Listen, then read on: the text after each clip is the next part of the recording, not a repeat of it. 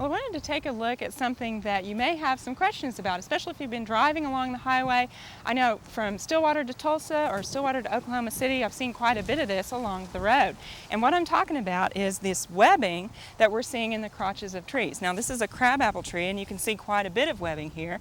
And this webbing is actually the home or the tent of the eastern tent caterpillar. Now, both eastern and western tent caterpillars can be found in the state of Oklahoma. The eastern tent caterpillar range is about the southeastern 3/4 of the state, while the western tent caterpillar's range is about the northwest 1/3 of the state. So there's a kind of a band in a diagonal along the state that you could find either one. But it doesn't really matter which one because they both have the same general habits. Now, the critter that I'm talking about, I've got one here I wanted to show you, which we usually don't see him up too close, but it's kind of a black caterpillar, and you see it has a white band down its back. Now, if I turn him on his side here, you can also see it has blue dots along the side. And this one is almost mature. They actually grow to about 2 inches long after they hatch out. Now, they hatch out in March, about mid-March, about the same time that the wild cherry leaves start coming out. So they've been around for quite a while, and as the webs grow, they become more noticeable. Now, this is a different critter altogether than what we may see later in the season, and that's one of the reasons that I wanted to talk about it so much, is this is not our webworm, our fall webworm. Those are going to be later on in the season. Usually their first appearance comes around June. We may get another appearance around August, September, and so those will be later in the season, and we'll be on the lookout for them this year because unfortunately there's not really a way to predict how bad of a season it's going to be. Now, the habits of the tent caterpillars are a little bit different in that their tent that they make, again, is down here at the crotch of the tree, and that's kind of their home. Now, when they feed, and they just feed on the leaves of the tree, they actually leave this tent, and you can see right here what they do. They spin a little silken thread as they leave, and you can see it going along the branch here, and they'll feed on leaves, and then they come back down into their tent.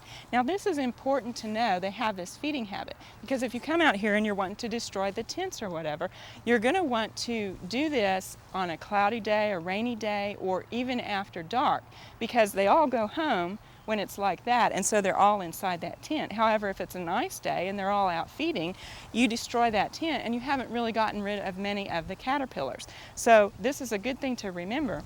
And really, the manual way of dealing with this, cultural control, is a good way to get rid of the tent caterpillar. They're usually not doing too much damage. You can see here, and we're really towards the end of their feeding season. About mid-May, they'll be mature and they'll go ahead and pupate. They'll quit feeding. And you can see we don't have just real severe damage on this tree. Now, the trees that they like are trees in the prunus species, wild cherries, also plums. You can also find them in crab apples and apples, and that's why we've got them here. And they generally don't range into other types of trees very often. The western tent caterpillars, you can find them in other trees. Now, this is very different from our webworms, which like the pecans and hickories and persimmons first, and then if it's really bad, they'll go to other trees. So they kind of have different trees that they feed on. They also have different living habits because the webworms, they basically feed inside their webs. So as they start feeding, they encompass what they're eating, while these guys kind of range out and eat. Now, there are some chemical controls that you can use on these, but really it's not necessary unless it's a very bad year and you're having a lot of problems. And one of the best ways to control them, if you're not going to do it manually, would be to use VT. However, right now, again, it's not a real bad season for them, and we're not getting a lot of leaf damage, so I wouldn't worry about that. However, if you would like to get rid of the unsightly web, do it after dark. They're all home, and you'll get rid of the web and the caterpillars at the same time. We hope you've enjoyed this classic from the Oklahoma Gardening Vault. Remember, even though these tips and techniques are timeless, there's always something new to learn in the world of gardening. By subscribing to both Oklahoma Gardening and OK Gardening Classics, you'll have access to a wealth of gardening knowledge, both classic and contemporary.